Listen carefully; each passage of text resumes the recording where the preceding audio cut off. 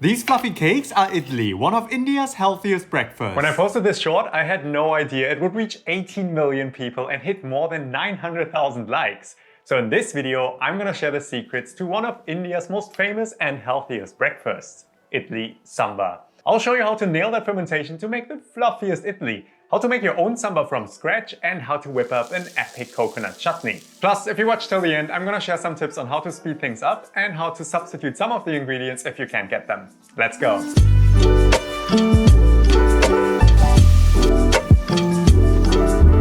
First up, let's prep our idli. They are made from a fermented rice and lentil batter that can sometimes be a little bit difficult to get right. But follow these steps and you will have the fluffiest idli every time. We'll start with 300 grams of idli rice, which is rice that has previously been parboiled.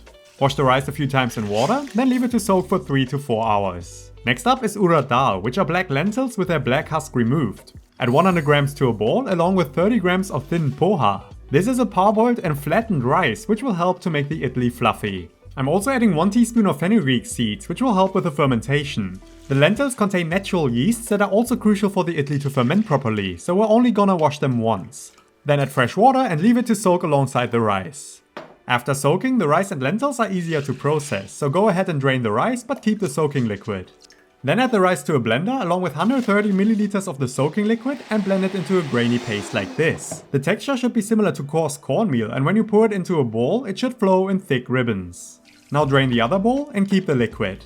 Then add everything to a blender along with 80 milliliters of the soaking liquid. Think of the soaking liquid as activated yeast from your lentils. So this is basically a kickstarter for your fermentation. This time blend it until thickened and completely smooth.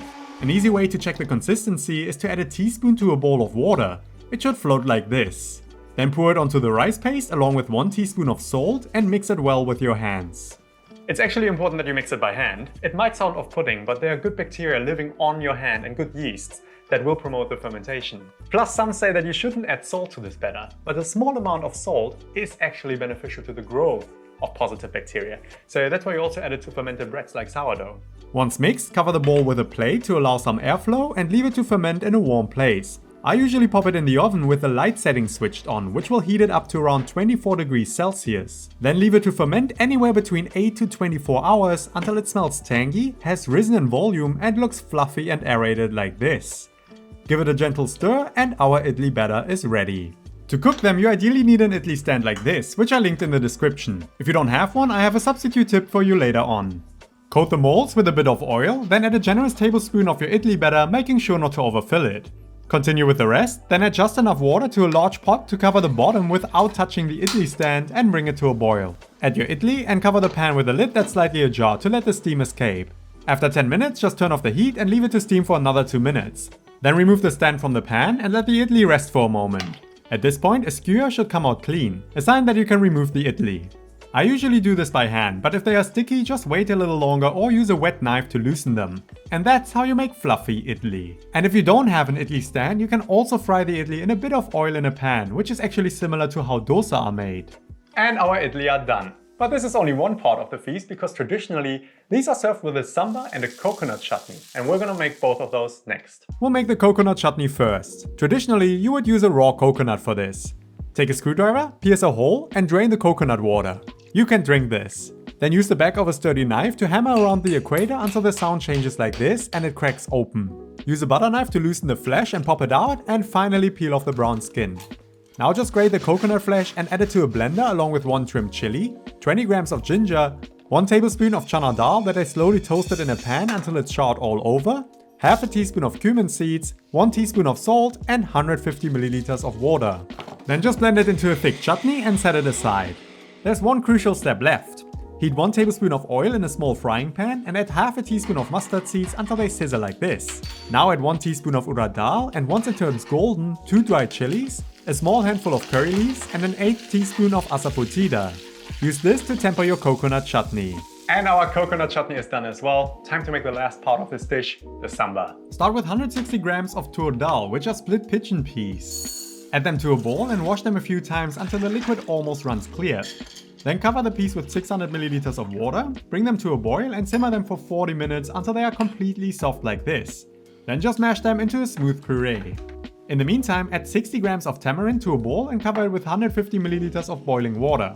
After 15 minutes, you can loosen the tamarind from the fibers and filter the juices. Now it's time to make our own sambar powder. Start by deseeding around 10 Kashmiri chilies and toast them. Then toast 1 tablespoon of coriander seeds, half a teaspoon of cumin seeds, half a teaspoon of black pepper and half a teaspoon of fenugreek seeds. Add a small handful of curry leaves and continue toasting until they look crisp. Finally, toast 1 tablespoon of chana dal and half a tablespoon of urad dal until golden. Once everything cooled off, add it to a spice grinder along with 1 teaspoon of turmeric and a quarter teaspoon of asafoetida and grind until fine for your own sambar powder. Now prep your veg. Peel and half 8 shallots, trim and half 2 chilies, then dice 1 tomato, 5 okra, 1 potato and 1 small aubergine. Heat up some oil, then saute the shallots first, followed by the tomatoes and chilies, and finally the chopped veg, to which I also added a carrot. Pour over 500 milliliters of water, add half a teaspoon of turmeric, 1.5 teaspoons of salt and simmer it for just 10 minutes until the veg begins to soften. Now add 2 tablespoons of your sambar powder, the tamarind juice and the dal.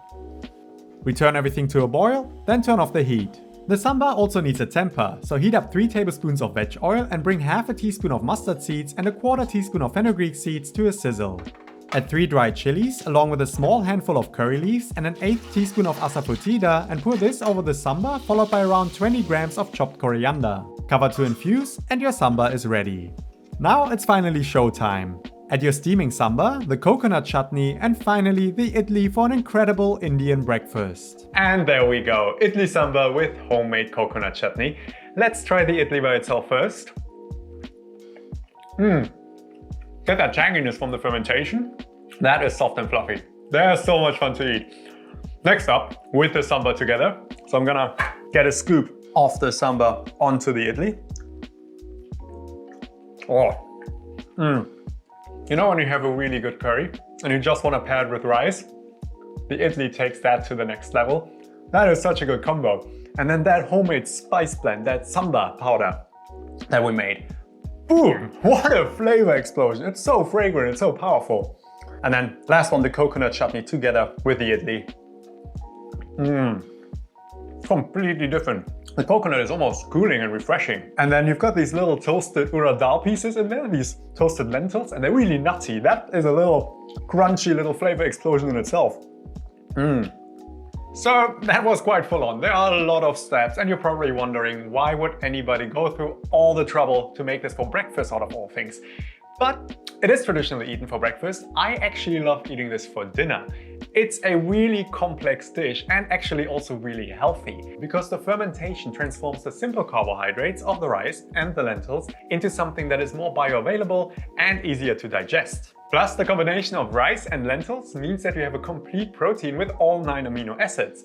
Add to that the veg sambar and the fresh coconut chutney and you have a really balanced feast. To save some time, you can also make the batter ahead and just keep it in the fridge for around 5 days. So whenever you want to make idli, you just have to steam them up. Plus, there are some ways you can speed things up. If you're not too fussed about the fermentation, you can also use a ready-made idli mix. That is a mix of rice and lentil flour, and all you need to do is add some water and baking powder for some fluffy instant idli. For the coconut chutney, you also don't have to use raw coconut. That is of course the traditional way, but instead you can use desiccated coconut. Just use the same weight, you might have to add 150 milliliters more water to the blender. And for the sambar, you can just use ready-made sambar powder to cut some time, and you could also use a tablespoon of tamarind paste instead of making the juice yourself. But if you do want to make it from scratch, and of course I would recommend doing it, the taste is insane. It's so flavorsome. Then check out the links in the description where I linked some of the ingredients that I use, but you can actually find most of them in Asian grocery stores. So that's how you make idli sambar with coconut chutney. The links to all 3 recipes are in the description below. And this video was part of my series Vegan Cultures, where I show how versatile natural and cultural plant-based food can be. If you want to support that mission, then please hit thumbs up and subscribe and watch the other videos in my playlist. Thank you so much for tuning in, and as always, wunderbar!